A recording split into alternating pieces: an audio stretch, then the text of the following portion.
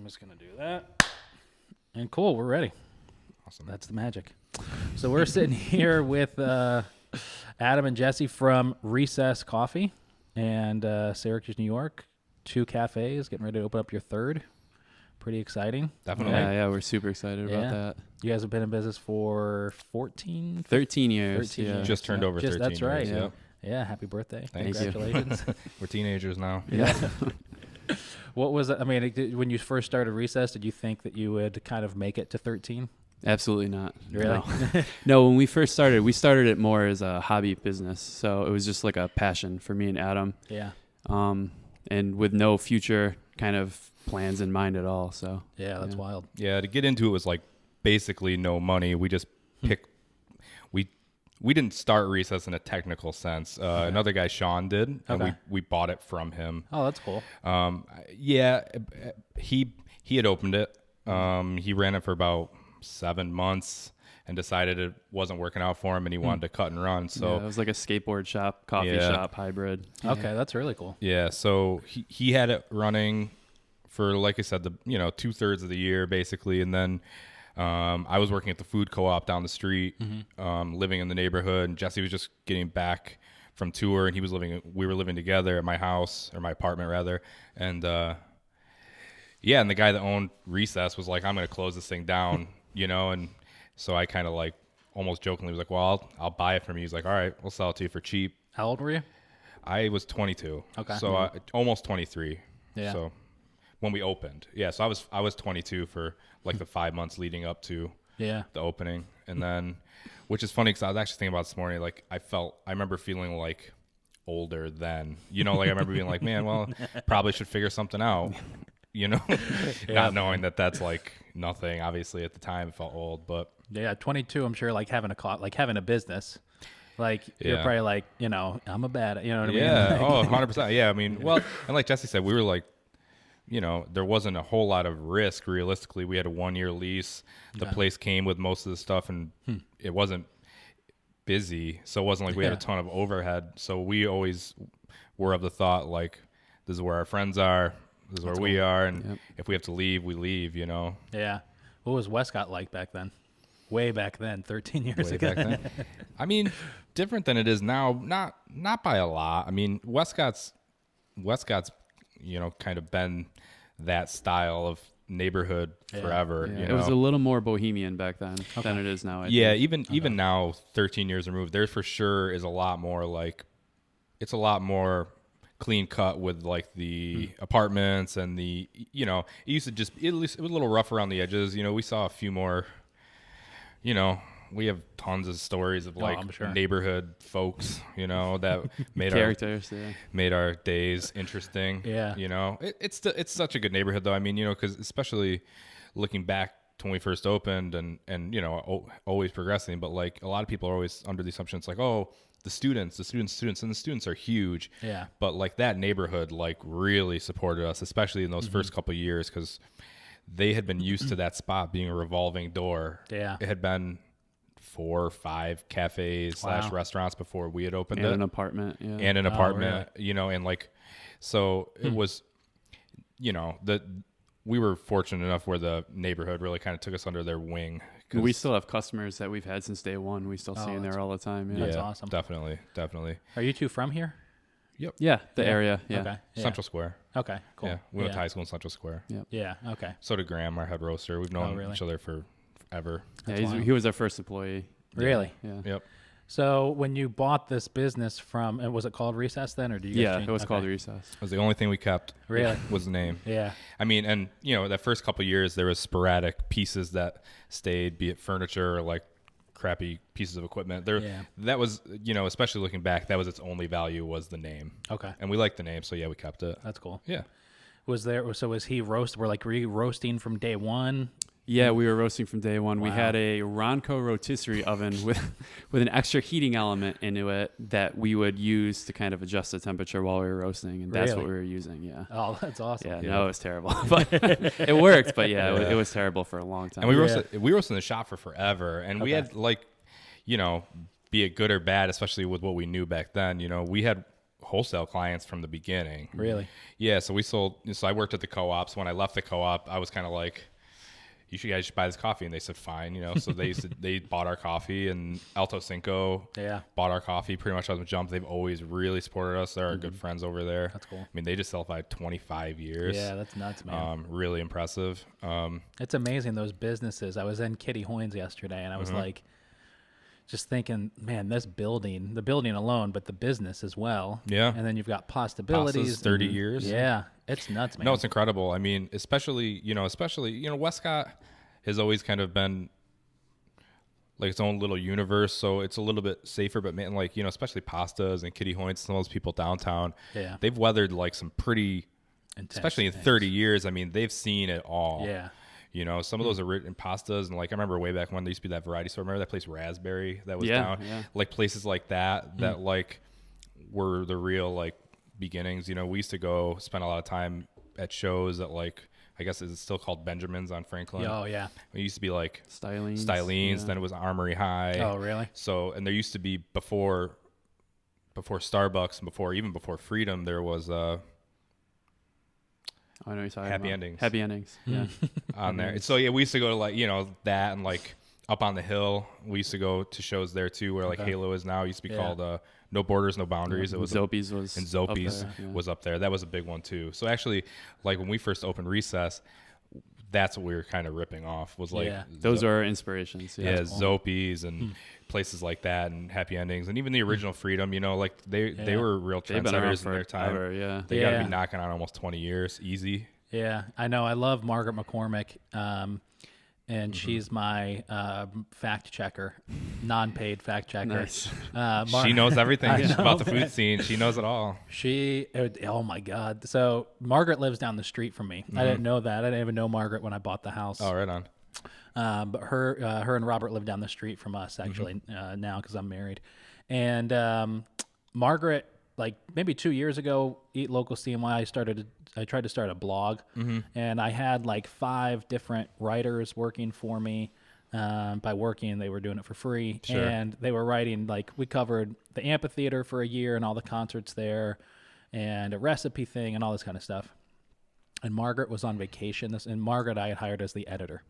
Originally, she was a writer, and then she realized how bad everyone's writing was, and she was like, I'm just going to edit.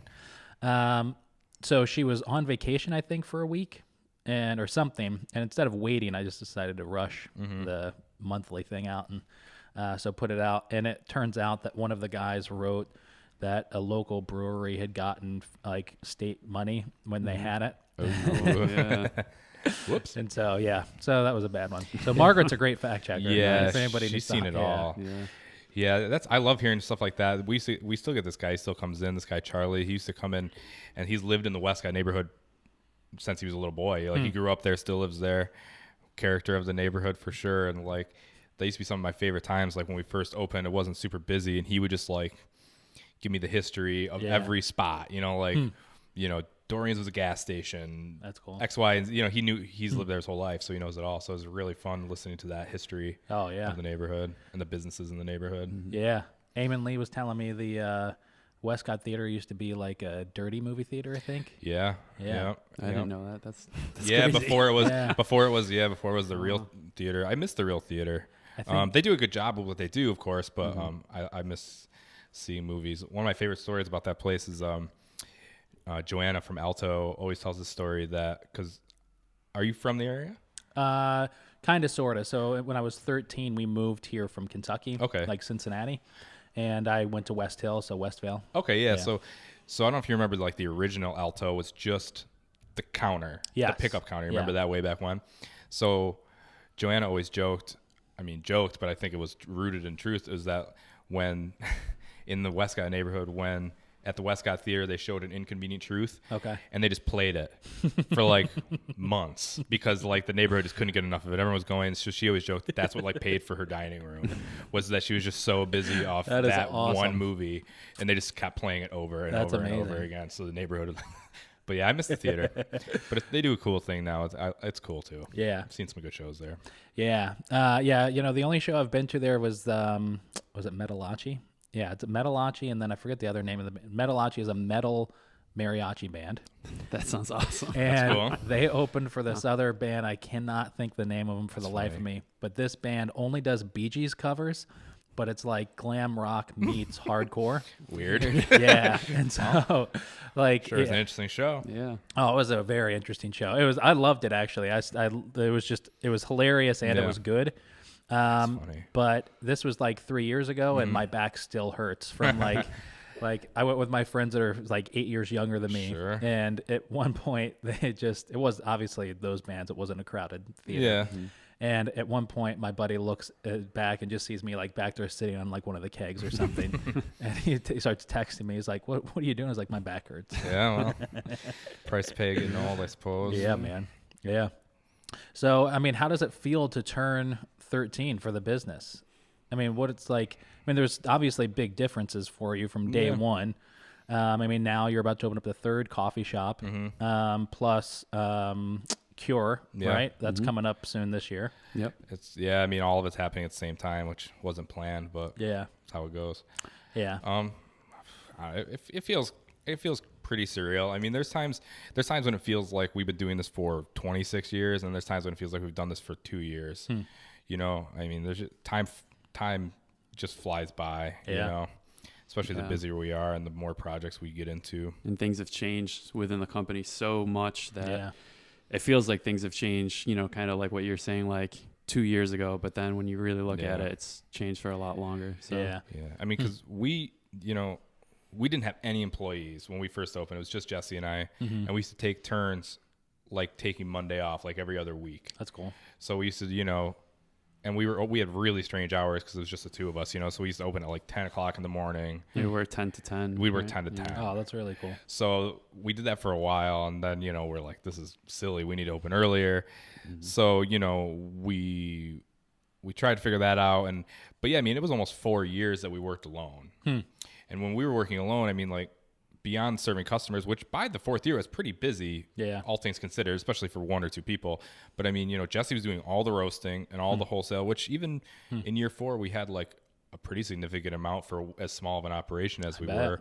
And he was running the books, and I was doing all the baking and all the maintenance. So we were also we'd be like making drinks and be like 1 second and taking cookies out of the oven or pulling coffee. I mean, the place would be like filled with smoke from the roaster, even when we actually bought our second roaster from Matt, the smaller like Royal No. 5, like that thing smoked like crazy too. So Oh, really?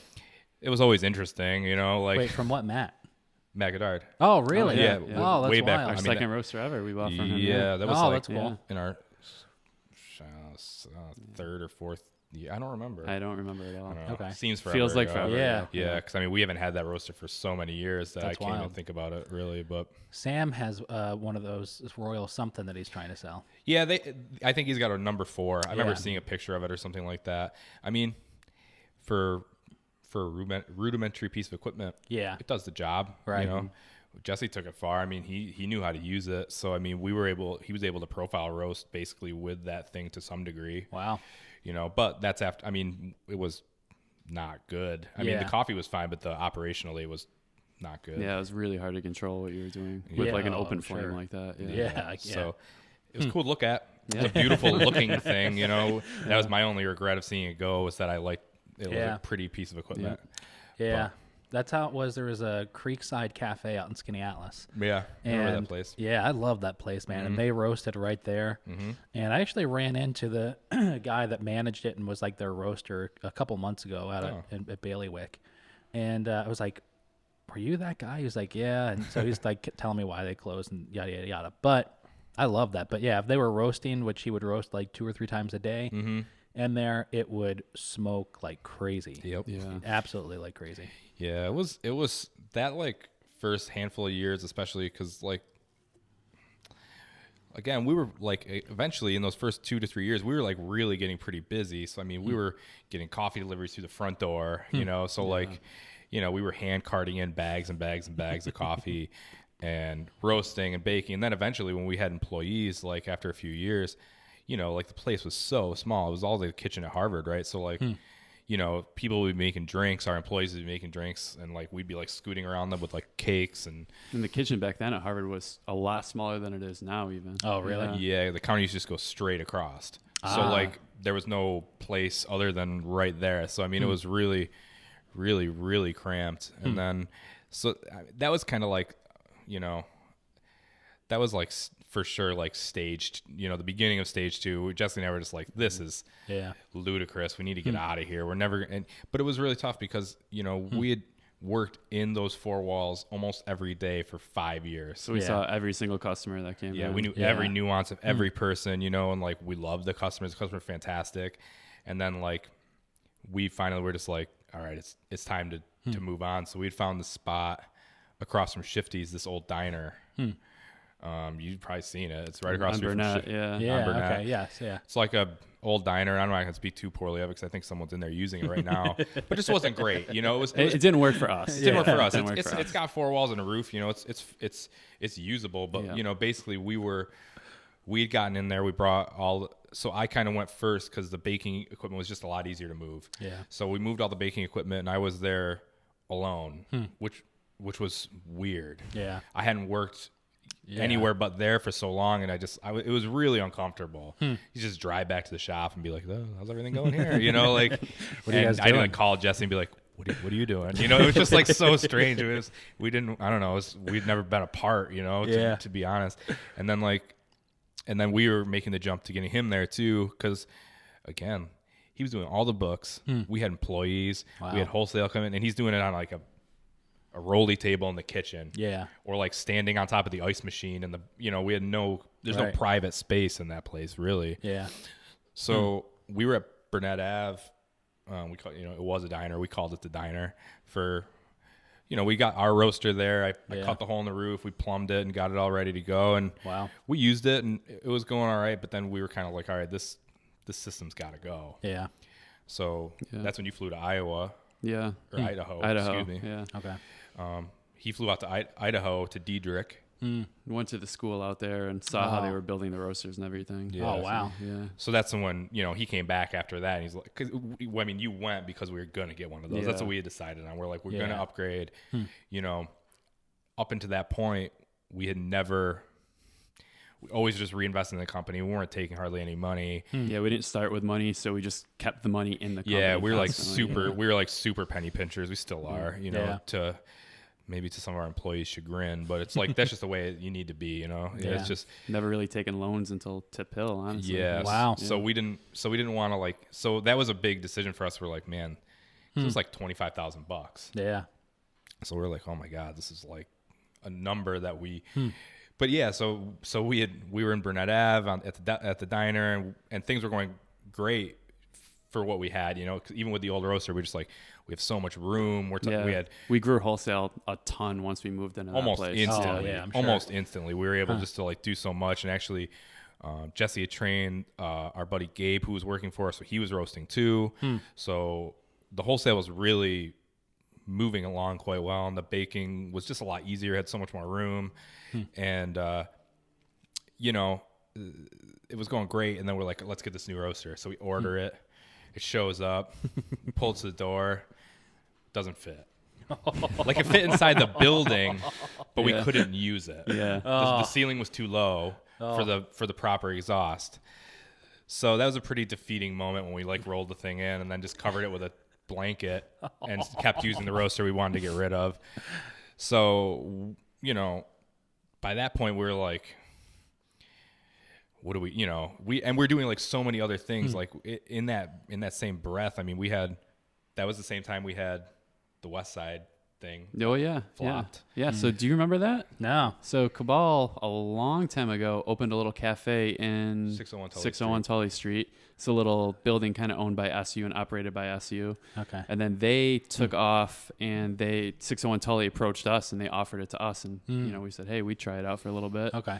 Did not go well. Yeah, there's been more than a few of those. I mean, for Kubal, and I think just in general, just people in general. I mean, it was a really it was an interesting concept that SU came up with. It was basically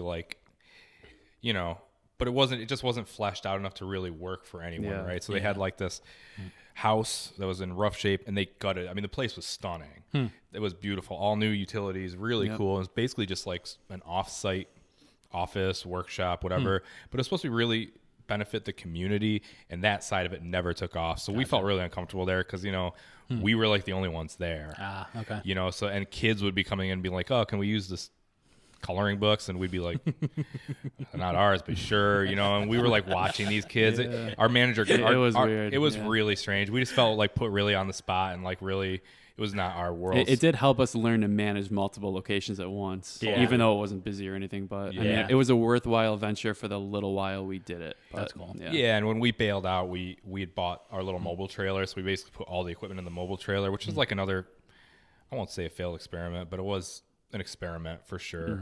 So Hold that. I'm just gonna hit restart on the cameras real quick. yeah, what's up? Still, it's the only thing that sucks about a one-man operation is I have to get up and do it. Oh, like they only go so long on their own. 30 minutes. Oh, right on. Which I don't complain too much about. I just got this thing for $150. Sick. And I don't know if you guys get the Joe Rogan at all. Oh yeah. So his camera much. setup, it's like 3 camcorders. Yeah. They're not even like 4. It's like super cheap investment. So, because I was looking at, You would think like with 6 million YouTube subscribers between his 2 channels. Yeah, But- and making tens of millions of dollars from it. Yep. So I picked that thing up for $150. That's sick. And I can use it to run around and vlog with, which I'm going to do eventually. Nice. Or I can use it for this when I have 3 people. It's great. It's awesome. Yeah. Works out. Yeah. So you guys had a kind of a mobile thing. Yeah, we got the trailer made at this company in Little Falls, which has since gone out of business. But it was kind of like that like food truck boom at the beginning of it. Yeah. And it was kind of a way for us to be like, oh, we'll use this equipment that was at this Tully Street thing, and we'll reuse it, kind of recoup on some of our money. And so we bought the trailer, and in theory, it was good. Yeah. In practice, not so much. Yeah, we had it set up outside of Green Planet for a while. That's cool. It wasn't really busy there. I mean, it definitely helped with advertising and everything. Yeah. But then we had it in Onondaga Lake Park, Okay. which didn't go super well. Manlius. But then, I mean, quickly after that, we learned like we're just going to use it for events. So Yeah. cool. Yeah, because I mean, like the thing about the trailer, especially for coffee, everything is run on electrical. Right. So I mean, like the setup was so insane. So we had this like little Ford Transit van pulling this trailer, which wasn't that big. It was only 4x8, so it was good for like 1 or 2 people maybe. Yeah. But then in the back of the van, we had this humongous generator that was like a wheelbarrow, and then we had this ramp to get it out. It was so stupid. And then the thing was running; it sounded like a motor. So it was so because it's a 10,000 watt generator. Wow. Because that's what we needed. Yeah, if you're pushing all that equipment, man. Twin brewer, a single group espresso machine, everything else, hot water heater. Grinders, Yeah, it was The water alone. Yeah, it was a ton of draw. It was so silly.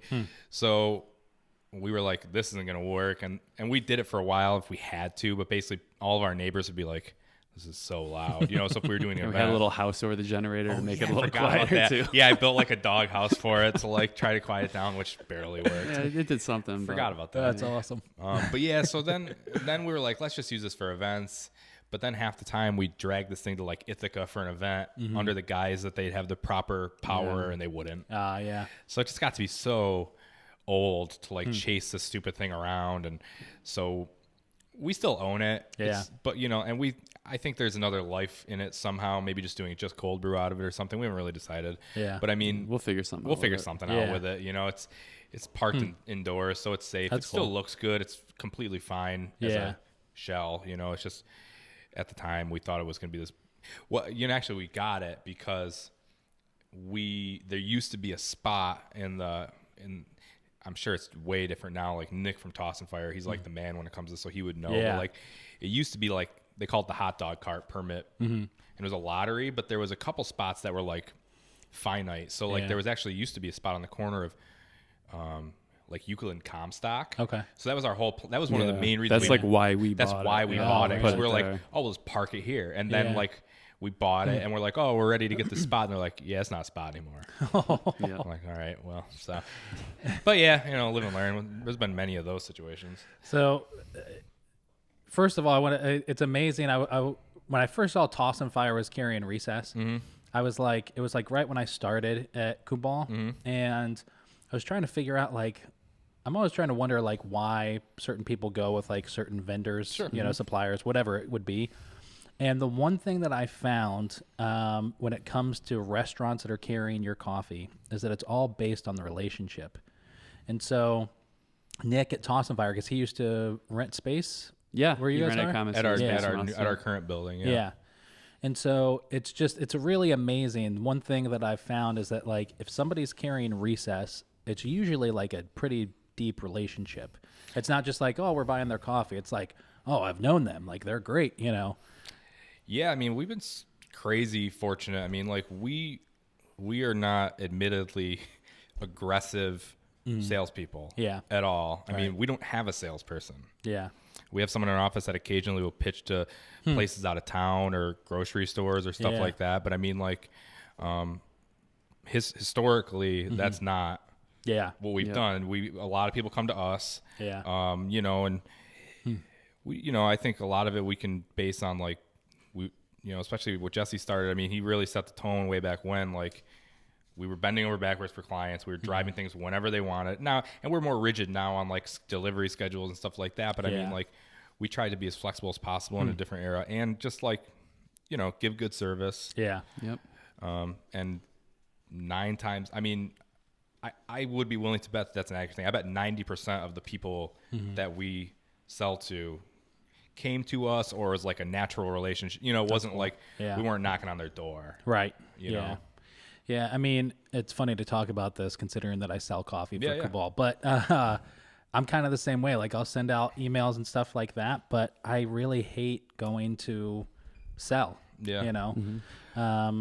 You know, there was I won't say all the details because it's pretty fresh, but we just had a company that I had reached out to and we had the person on the podcast for Cabal.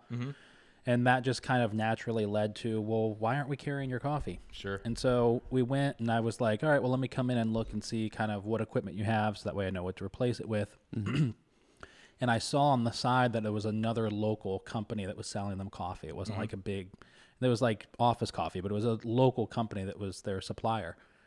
And I was like, is that just the sticker for like the machine you bought or is that really who's doing your coffee? They're like, no, that's our coffee supplier. It's like, okay. I said, so we're not going to sell you coffee. I was like, I'm going to contact them and see if they want to buy our coffee and then sell it to you.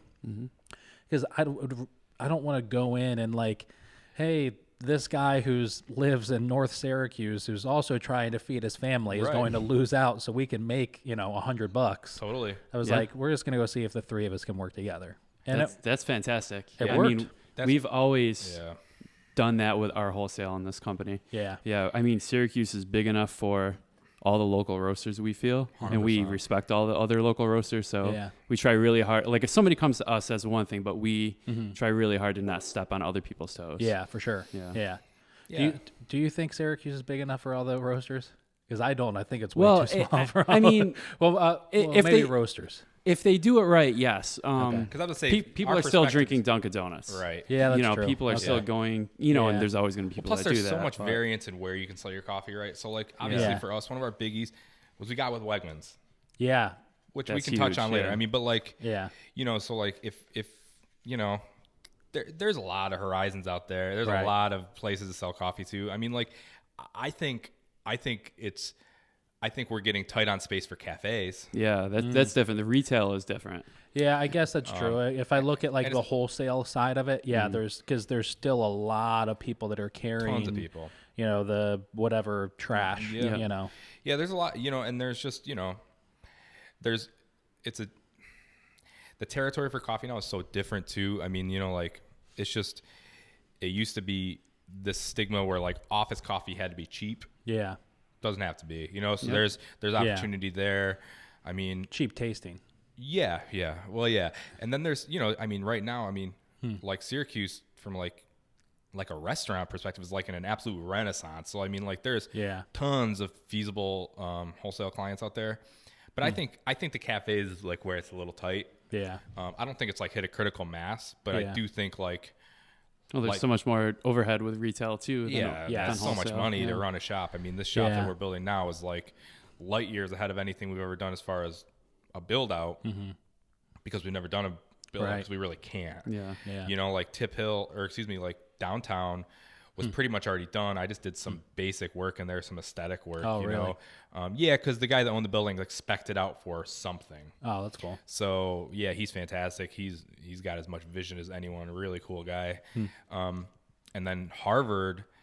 Yeah, we pieced that together over 13 years. Yeah, because it's just so busy we can't shut it off. Right. So like it's due for a major gut, but we have to do it so strategically because like we have to do it in stages and like, you know, like cause we close 1 day a year. Yeah. That's it. Yep. You know, so really Christmas. That's it. Oh, wow.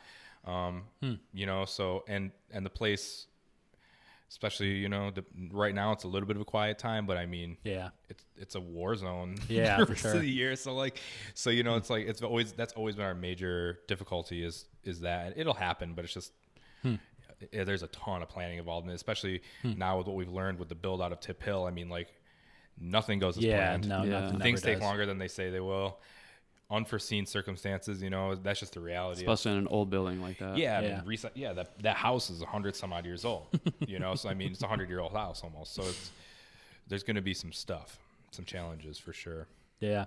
So let's talk about the Wegmans thing if we can a little bit. Yeah. So how big of a deal was that for the business? Oh, it was massive. Yeah. And deal. we have to give Paul DeLima some credit on that one. 100%. Oh, really? Yeah. So we're buddies with Michael Drescher from Paul DeLima. Okay. And he gave us a ton of insight on how to work with Wegmans. Yeah. Oh, wow. So, yeah. That's cool.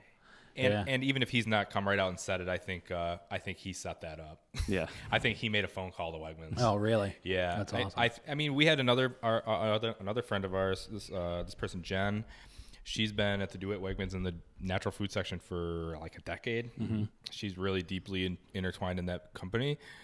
So I think she kind of put a bug in someone's ear too, because her and I had been talking about it a little bit, and Jesse I know mentioned to her too. And but like out of the blue, there's one guy that buys coffee for Wegmans. His name's Ryan. Amazing guy. Knows everything about coffee. I mean, he's like an absolute encyclopedia. You know, he sits in a cube office that is stocked floor to ceiling with every coffee you can imagine. Because, I mean, if you're the guy that buys coffee for Wegmans, I mean, he's getting packages every day. Yeah. So he's just up to his ears with coffee. So, yeah, I mean, he actually reached out to us. That's awesome. Correct? I don't remember. Either way. That or I sent him like a very, I don't remember. It's either, it was not a challenge to like link up with him. I don't recall the exact process now, but basically it was like, we're interested. And he's like, okay, you're in, do X, Y, and Z. But again, like Jesse said, I mean, Mike Drescher really prepped us for it. I mean, he told us what we needed to have, what we needed to do, you know, with recall plans and everything like that. So, And then another friend helped us out too, Mike at Speech Candy. Yeah. He hooked us up too, because we've done a ton of wholesale in grocery stores, but it was all on them to like punch up SKUs and stuff like that. Or print their own labels, or just do however they did it. So we never had like scannable UPCs. Oh, okay. So Mike over at Speeches, he was the one who was like, "This is how you do it." He actually sold us the UPCs because he's got so many. A ton of them. That's cool. So we for sure had some help in that, but I mean, it was massive. I mean, we actually had pitched to Wegmans our 4th or 5th year ish. Okay. Marty went. Did he?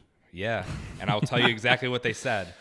No. At least that he said they said was, we don't buy product out of the back of a van. Oh, no, that wasn't Wegmans. That was Tops. that was Tops. When Tops was but starting to buy Wegmans local. Too. He may have, but I remember Tops said that. Well, they do. Yeah. A lot of stuff gets delivered. Now they do. But yeah, so I mean, like, that was huge. It was like a whole new foray into like stuff that like, it's just a different level. Yeah. Different level of business. And it was cool because it shored up a lot. It showed us a lot of things we were doing right, and then it showed us also some stuff that needed some tuning, but like got us there, right? Yeah. So like just certain back of house type stuff that we're like, man, we're on with this, or like it needs work, but we're not that far off. So now it put us in a position too where like we feel like we'd be ready for another big client like that, or just any amount of the next step of wholesale, because we kind of looked at it really strategically. It's like, all right, can we do Wegmans but like twice as much? Or if Wegmans is like snap their fingers and like, you don't have 9 stores anymore, you got 20. Yeah. Like we really wanted to be able to do that. So we're just waiting for that call. That's really cool. Yeah. The UPC codes, man, that it's as dumb as it sounds, because I did it for Eat Local.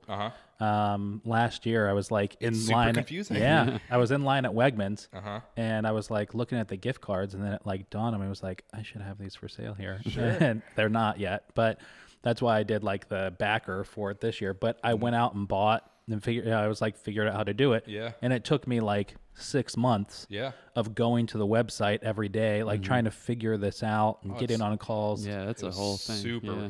I had no clue how convoluted it was until Mike was like, it's kind of a lot of work, to get this done. And so we had to, so it was a lot of like busy work on that end to get with Wegmans, and we changed our packaging entirely. We switched to the foil bags. We switched to the foil bags, and actually we're about to switch them again. Oh, really? Yeah, we just bought upgrading these biodegradable ones. Oh, biodegradable cool. With a zipper. We wanted to go with that at first, but we were in such a rush to get the packaging for Wegmans, we had to go with this. Yeah, that's cool. So that'll be cool. We're looking forward to that. Did you change the packaging for the branding, or would they not take a paper bag?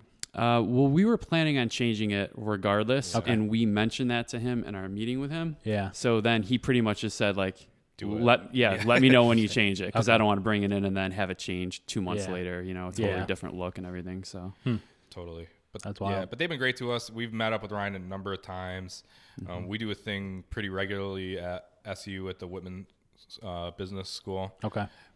With a couple professors that have been coming to our shop forever, and we brought Ryan with. We got Ryan linked up, and he came down and did a class too for like this entrepreneurial class so he was kind of like telling them like, this is a good pitch, from a guy who sees tons and tons and tons of pitches, so it was cool. Is there a YouTube video on that out there? No, but I'll tell you, I mean, it's basically like no fluff. Yeah. Don't try to like. That's funny. Here's the thing. Yeah. This is why it's good. This is how much it costs. I haven't reached out to anybody to sell the Eat Local. There's a couple small retailers that do it, but I would love to see him in Wegmans, obviously. Yeah. Burn Dairy almost did it. Oh, really? That would be That'd be pretty fantastic. good. I know, man. They reached out to me last year. It was pretty intense at the time, because when they first reached out, they were like, hey, we're thinking of, and actually they wanted to be on the card as like one of the participating restaurants, which they have got 90 locations in central New York. So I was like, holy cow. I was like, this is going to be intense. And they actually I started like Paul Valenti, who I'm friends with, called me like 2 days later. Was like, hey, I just got a call from somebody at Burn Dairy asking me for a reference. And I was like, really? They were like, yeah. So they had called like 4 or 5 people and were, that you were working with. Yeah. Yeah. And so luckily they Burn Dairy emailed back, and they were like, hey, we did, just so you know, we did call these people, and everything, they all had great things to say, yada, yada, yada. So we're going to pitch it. And then, to our boss and see what we can do. And that's been a little over a year. I still, it's like I'll email and, oh yeah, we're just waiting on an answer, that kind of thing. But I did all that to get ready for it. Yeah. It's like, so now you're prepped at least. Yeah. It's kind of like prepare yourself for that kind of stuff. You may not have it yet, but if you're ready when that opportunity comes, you can just kind of, I've got it all there. Yeah. So I had this weird call from this kid in Rochester who has a pretty big Instagram account, and he called because he wants to do his own sort of discount card out there. And it just so happened that he was an intern at the marketing department for Wegmans. Oh, nice. So, There you go. So I was like, actually, I was thinking about calling them, and so he gave me a little advice on like who not to talk to. So that was cool. But yeah, I mean, going up to their headquarters is so funny. I mean, the place is humongous. Is it? There's tons of people there. So I mean, just calling Wegmans, I wouldn't even know how to traverse that, So like I said, that like really cements how fortunate we were for that link up, because that's awesome, man. Yeah, we got really lucky with that. Yep. Yeah. But it's good. So, I mean, I'm sure I don't know, maybe you do. I mean, you're opening 2 businesses this year, right? Which is huge, doubling what you have in terms of like the retail space. Yeah. Do you have any sort of like a dream one day or a goal of expanding outside of like New York or anything like that? Or is it always going to kind of have that local feel to it? Man, that's a tough one. I mean, we would love to expand wholesale more. Yeah. That's our more immediate goal for sure. Yeah. Expanding retail, especially outside of New York, is a tough one. Yeah. We had always been open to it. And, in fact, for a while, we really wanted to do something in Buffalo. Yeah, Buffalo just got a ton of coffee shops. Buffalo again is just but they were untapped forever. We kind of missed the boat on that. We really did miss the boat on that. There was like so many cool. I mean, Buffalo's fantastic. Yeah. There's tons of awesome neighborhoods. Mm-hmm. So it was ripe for it. And at the time, we probably didn't have the resources anyhow. Yeah. But now it's flushed, you know. So the wholesale's the biggie. I mean, we really you know, we're doing a couple things like back of house now that'll help us even further expand. That's cool. The wholesale stuff this coming year. So so we're looking forward to like more wholesale. Yeah. Because I mean, you know, that's a huge important part of being a coffee roaster. Yeah. Arguably almost more important than having the retail, you know. Yeah. There's some story of this father-son out of Chicago like a decade ago who opened up a coffee roaster, and they purposefully didn't do any retail for like 4 or 5 years. Mm-hmm. They just did the wholesale. They had the little a little shop set up with a espresso machine in the front of their roastery to like bring clients in and do stuff. Sure. But they just focused on wholesale and built that like crazy. I forget the name of the company now, but I've read a few different like papers on them, on like following that of just starting off with wholesale. Oh, that's really smart. Yeah. Yeah. Well, if you get yourself build a name for yourself, you get yourself ingrained in a bunch of places. I mean, like, then it's a lot easier. You know, you have some recognition. You're not just brand new. Yeah. Right. There's nothing harder than being brand new. Yeah. Yeah. I mean, you know, I think the wholesale is a far more approachable thing. I mean, especially now that we're seeing like just like the work and the cost of like a fully outfitted brick and mortar. Yeah. You know, it's just, you know, it's a huge risk. It's a gigantic risk, and I just can't imagine. I can't imagine having that happen somewhere even 3 hours away, because we have to be there constantly. Yeah, we go to both shops every single day. Yeah, we go to both shops every day, and like even during the build out, we're there almost every day. Especially when it gets down to like really the end of the process, where it's like, where do you want this? What color is this? You know, we have obviously help in that department, but like, I cannot imagine being, if we'd open a shop in Buffalo, we'd have to like live in Buffalo. You'd have to get a cheap apartment. We'd have to get a cheap apartment and be there for, you know, on a regular basis. Yeah. I did. So right before I came to Kubal, I was the regional director of the Buffalo market for Metro Mattress, and I lived here. Oh. And thank God, I don't know how it happened, but I actually my now wife and I went on our first date, and then like a month later, I got the promotion out there. Mm-hmm. And it was just like, at the time, I was like, it's how much money? And you're going to pay all of these bills? Great, I'll do it. So like a month into our dating relationship, I was then gone 5 days a week. Oh, man. But yeah, it's awful. Like if something were to happen at one of the 10 stores it's like you're in your car, you know, like there's only so much you can do over the phone. That's right. And, you know, most of the things, it didn't help that like half the staff left shortly after, and so then I was like, you know, you can't cover a store. Yeah, those things happen, right? I mean, like, and that's the thing, like, you know, that's, you know, if you can't see what's happening, even if it's going well, like, you know, are these people like getting your point across, like the way you want the customers to be treated and the way you want the product to be handled? Like, you can train till the day is long, but like, if you don't know, you don't know. Right. And you're only getting secondhand information if you get, you know, if you're just relying on, you know, plus like, you know, it's not worth putting the employees in a spot to be like, I need, report to me. Yeah. What are they going to say? Right. We served a bunch of coffee today. It was fine. You know, so their perspective is different. Yeah. So yeah, there was a time when we were like, we got to do this, but now it's looking more like, well, maybe not. Back burner for sure. For sure. Back burner. How do you feel like automation's ever going to affect the coffee cafe business?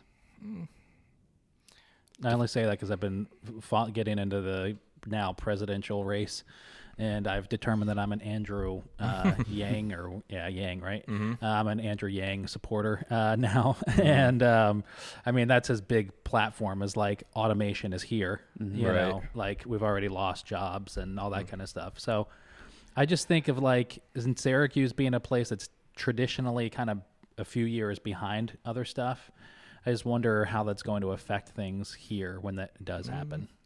It's tough to say. I mean, I can't see Recess ever being automated, definitely not in the retail section, because Yeah. the personal connection with the neighborhood and the employees and stuff is huge to us. Yeah. And I can't ever see giving that up. Right. Yeah. Yeah. I mean, if anything, I would say at this juncture, it'd be like if more automation happens or more tech like that happens, it's hard to know. I mean, like there's got to be a factory somewhere that builds this stuff, right? And and typically this central New York area, especially like Rome, Utica, and even somewhat in this area, has been like kind of like a spot where all these companies are like, oh, you can buy a humongous warehouse for basically nothing or free and get tax breaks. So, I think any of that stuff might just play better to the area with more jobs. And that's something I'm not super in the know of, to be completely honest. But I don't see it affecting the coffee, our style of coffee industry anytime soon. Yeah, even on the back end, like even in the roastery,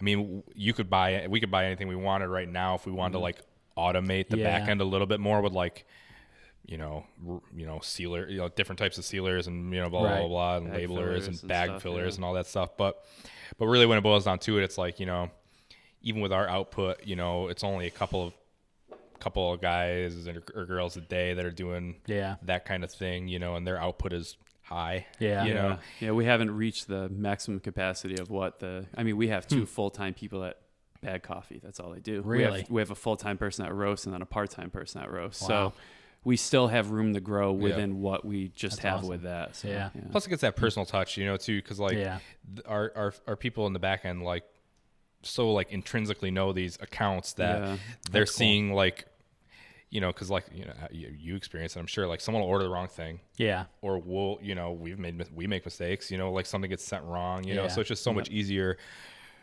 to have someone that like really knows it. So we have room to grow with what we have. That's cool for sure. Yeah, man. Especially because, like I said, we want to expand the back end, but not necessarily. I guess marginally machinery wise, like we're gonna get a bigger roaster soon. Yeah, hopefully next year. Cool. So, but like other than that, like we don't. We have room. Yeah, that's for awesome. Sure. Yeah, man. Yeah. Well, listen, guys, thank you so much for taking the time to come down here and do this. Our pleasure. I really appreciate it. And last coffee roaster for Roasters Month here on the Eat Local CNY Thank podcast. you. We appreciate it. Yeah, we love it. It's awesome. We're glad someone's, things are great right now in Syracuse for coffee and for food, and we're super fortunate to be part of it. It's cool to see all the new people. There's a lot of new people. Yeah. There are, I'm really not to end on a negative note. No. I am concerned about the restaurant industry in Syracuse. I love the growth and I love the diversity and the quality, especially. I mean, to think of people like St. Urban and Deefy and Amano and Kasai and all these amazing, incredibly talented people that are in Syracuse right now opening restaurants. It's just absolutely amazing. But I'm really concerned if there is a recession, and granted, like, it didn't really hit Syracuse that incredibly hard in 2008. And I don't really, I was old enough. I owned a business then, but I don't really remember, how things were really affected in 2008. Coffee got more expensive. Yeah, a lot more expensive. Yeah, I remember that. But so like I'm concerned about that only because, like, I don't take. In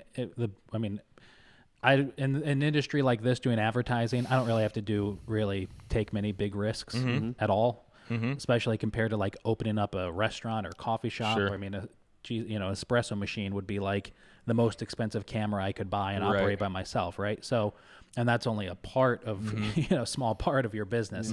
So, but the risk that restaurant owners take, the respect I have for somebody that does that is, Yeah, it's risk. It's a huge risk. Yeah. The reward can be there too.